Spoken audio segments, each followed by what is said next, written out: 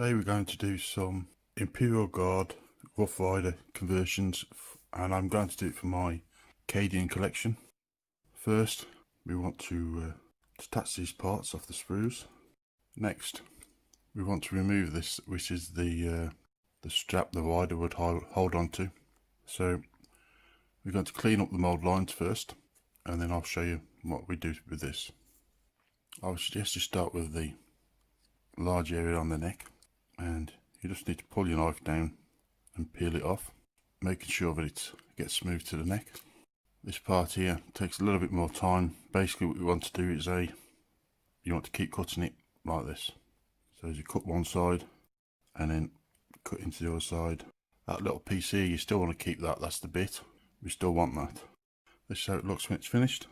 The main thing to remember is, as you're slowly removing this piece which is here and the strap which is here, to make sure you don't remove the lower jaw, you still want this shape that we have here. Next, for the body of the horse, I don't actually want to put this on the rectangular bases, so I'm going to remove the sprue and afterwards clean up the parts for the hooves. Now all these parts have been cleaned, we can get them assembled. You might want to hold the back end for a little while, because otherwise, because of putting the tail in, it's slightly prone to wanting to spread out. Put the horse onto the base, and after this is done we need to leave it for a couple of hours to make sure the glue's had time to dry. Next, what you want to do is to go over the mould lines to remove them. If you can rub your fingernail over the area afterwards, then you should be able to paint it without seeing them. Obviously there's some in various places, including under the belly. Once you remove those mould lines, next I would suggest using a brush, add a little bit of water to some liquid green stuff, and any areas where you couldn't get the mould line smooth by using your knife, apply some green stuff into the areas. This may take more than one coat though to build it up, and after each coat go over it again with your knife to remove any of the excess, and then apply the coat again if you need to. Now we've tidied up the crack here in the neck, we're going to leave the horses alone for a while, and we'll come back to the horses a bit later on, but for now we're going to start concentrating on the rider. For the purpose of this video I'm using the Cadian Shock Troops, however what we're going to do will apply if you want to use Troopers for one of the other selections. It's just these are the ones I'm using for my personal collection. And first off, what we want to do is we want to glue the main body to the legs. Obviously you want to clean all the sprue lines off it first, and then we want to give it a couple of hours to make sure the glue's dry before we move to the next stage. Next, with the fret saw, you want to cut just below the skirt of the uniform here up, and if you're doing it right it should be enough that the leg will bend just slightly. After this, what we want to do is, on this piece here, we want to create a wedge, so we want to give it an angle so it's facing downwards slightly. So all we need to do is put the blade inside and keep shaving pieces off like this. By shaving some of the top of the inside of this leg off, it helps to spread the legs, but even so it's not really enough. So what we're going to do is we're going to break the legs off. Make sure you keep them the correct side, because you don't want to accidentally end up gluing them back to front. Now we need to clean up this on the underside, and we're going to re-glue the legs. But as we glue the legs, we want to make the legs stick out. So instead of them being where they used to be, they're now going to be sticking out a little bit like that. You can see here how the leg is sticking out further than the skirt of the jacket, bottom of the jacket. And the miniature fits fairly well at the moment, although we're not quite finished yet. But we need to leave this stage for the glue to dry before we can do the next part. Now the legs have had time to glue onto the base. You can see it fits pretty well, but we can make it fit a little bit better by shaving down the inside of the legs. Not only does this help it sit even more snug on the saddle, it also gives you better surface contact when it comes to the gluing it onto the saddle as well. Now the glue's had time to set, we've obviously got these legs that are sticking out like this, which is clearly no good.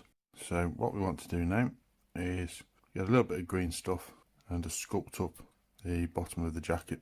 I'm going to push this down to make sure it's lower than the level of where the belt is, and I'm using water to stop the sculpting tool from sticking to the green stuff. Once you've got your basic shape, next you want to use your modelling knife. I've dipped it in the water so it won't stick, and don't try and cut it the first time, but you want to give yourself a guideline. So once you put this guideline in, the front and the back should actually end up with a line going all the way through from one end to the other. Once you're happy with that guideline, you can push your blade in and push down slightly as you're getting the green stuff to separate. Or in the case where I've turned it here, looks like I'm pushing up, but in fact I'm pushing away from the green stuff that I want to keep. Now that's been done, this actual piece here, it does have a slight line in it just above the bottom. You want to put that line in. So all you need to do again is a little bit of water on your sculpting tool, connect to the actual existing line, and then just gently turn your miniature around as you apply the line. We need to do this on both legs. Once that's done, we've got arms like this one with the open hand, and they've got these open hands so they can, for example, hold the shovel or hold binoculars or a weapon. But these are the type of hands we want to use. And what we're going to do now is we're going to, once both sides of the legs have been green stuffed, we're going to apply an arm on this side. We're going to leave this side at the moment and leave the head alone, but you want to apply an arm on that side. Now we're going back to the horse. First off, you want to roll some green stuff into a long sausage, and we're going to use this for the reins. The thinner you can get it, the better. We obviously want this to go into the bit of the mouth.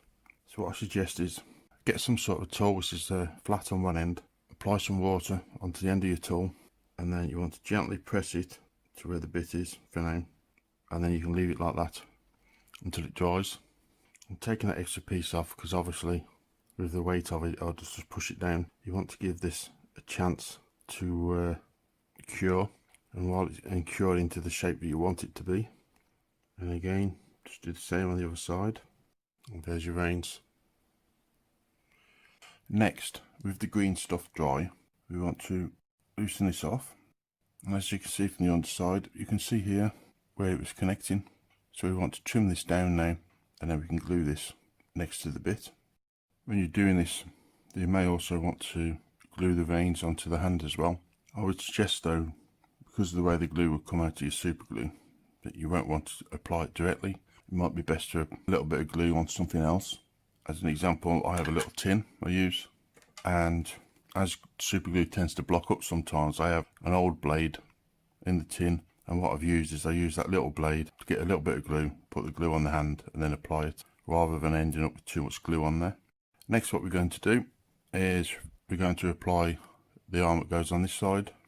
Traditionally, they tend to have a spear-like weapon which is supposed to have an explosive on it.